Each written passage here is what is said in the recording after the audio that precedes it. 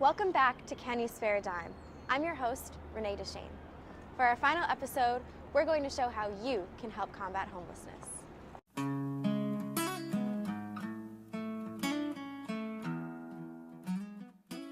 We sat down with 3 leaders and organizations that help homeless people in Boston.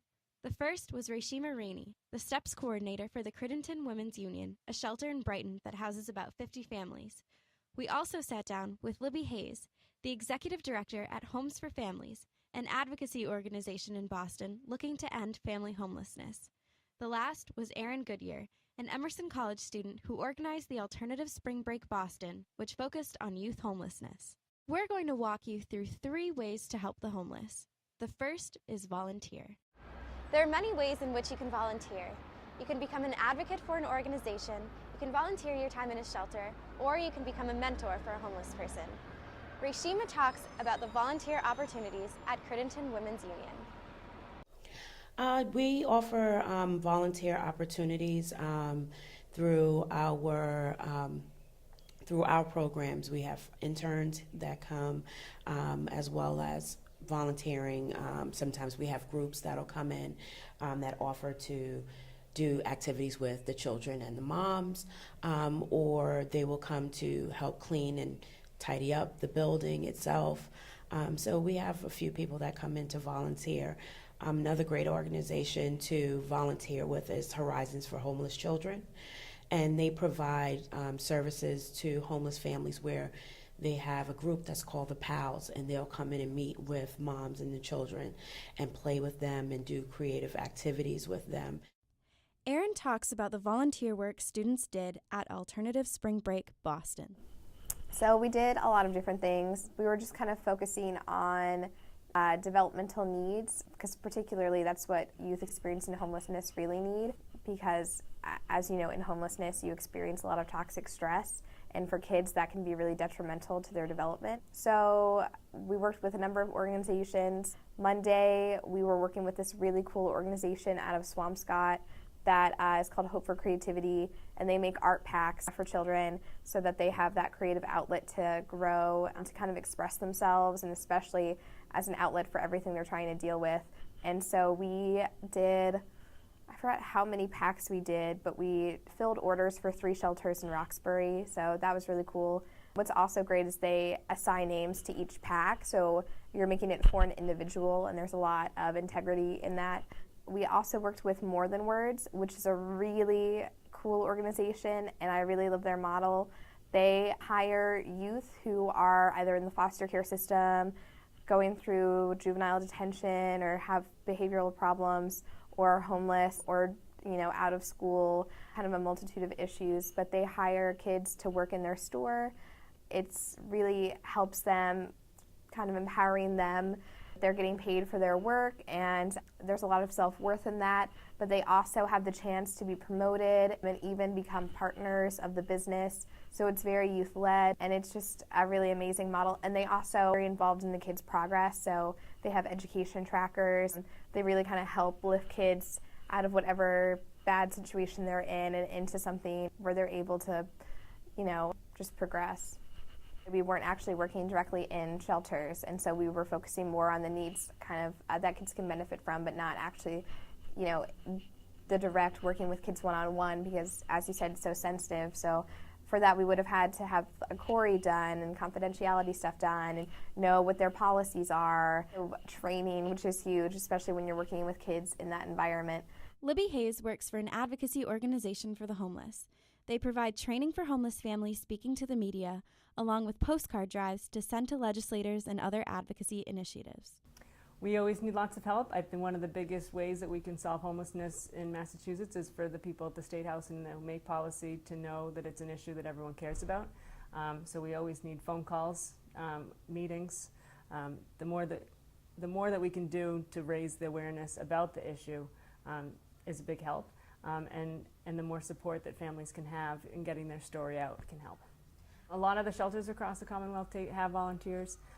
We have ways that sign up on our website where you can sign up to for action alerts.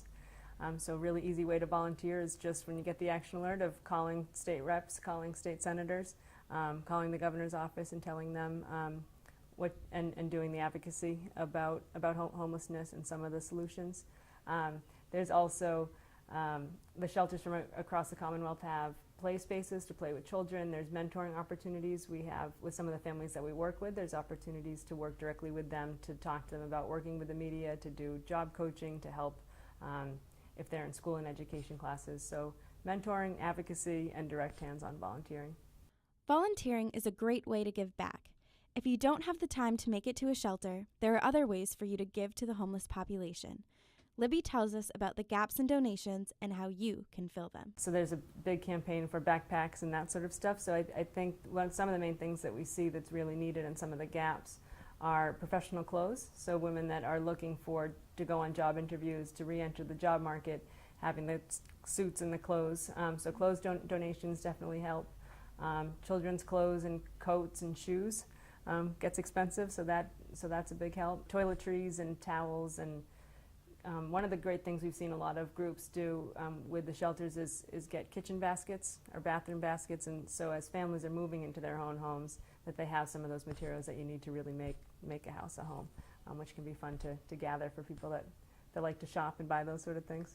Crittenton Women's Union has a donation room filled with professional clothes, children's clothes, toys, and much more. Reshima says that an easy way for landlords to give is by offering affordable housing. How people can help is if you're a landlord, being willing to make one of your units a subsidized unit or income-based unit. More tax credit units that will follow, their rent will go along with their income. And also people can lobby for more vouchers, that Section 8 vouchers that families can obtain and get out of shelter and obtain housing and be able to afford their rent. Another very simple way to contribute to the homeless population is to treat them with dignity and respect. Smile at the man who holds the door for you at Starbucks. Say hello to the young woman with a sign in the common. A simple hello or a smile can make the world of a difference.